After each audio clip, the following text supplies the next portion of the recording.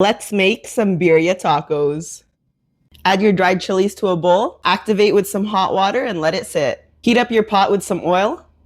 Sear your meat on all sides.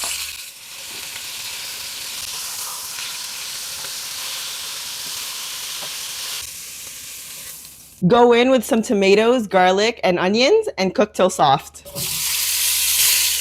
Then into a blender, along with your dried chilies and water, salt, black pepper, cumin, oregano, beef broth, and blend. My bad, I forgot the tomato paste.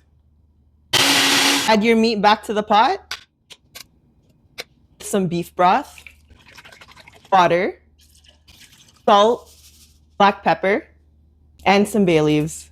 Now we're gonna pour in all that good stuff. Cover and bring to a boil. Now we let it cook for about 3 hours. Wow! Once it looks like this, it's ready. It's so tender. Look, time to shred. Add some more consomme so it's not dry. Dip your tortilla in the consomme, then straight to your pan.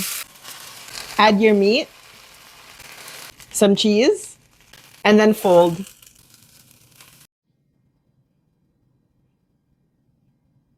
Enjoy.